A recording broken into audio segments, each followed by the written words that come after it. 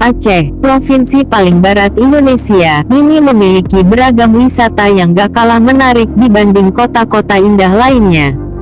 Tak hanya alamnya yang memesona, Aceh juga punya wisata horor buat kamu pecinta traveling yang memicu adrenalin.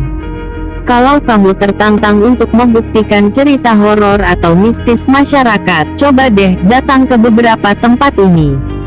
Cek ya. 1. Danau Laut Tawar di Takengon ini kabarnya dihuni oleh dua makhluk halus, Putri Ijo dan Lembide.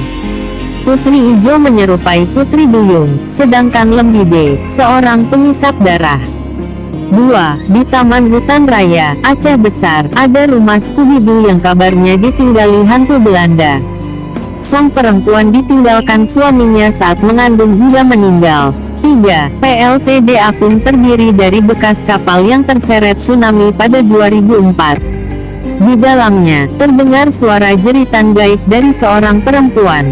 4. Kabar penampakan hantu tembus di kampus Unsyah kerap terdengar. Sosok hantu perempuan itu terlihat menyedihkan dengan badan tembus pandang. 5. Jembatan Senapet terkenal menyeramkan dengan kemunculan hantu Halimah. Saat itu, dia berjalan pulang, tapi tiba-tiba diculik dan mengalami kekerasan seksual. 6. Kuburan massal yang terletak di Siron, Aceh, ini menyimpan cerita angker. Biasanya, saat malam, muncul suara-suara anjing yang kabarnya memperebutkan tulang manusia. 7. Di Pantai Lokna, banyak berita soal korban tenggelam.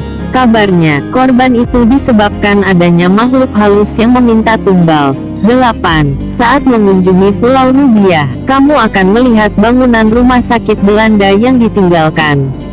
Kamu akan langsung merinding saat menginjakan kaki di sini.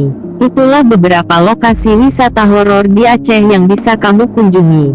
Tetap taati aturan dan bersikap sopan, ya.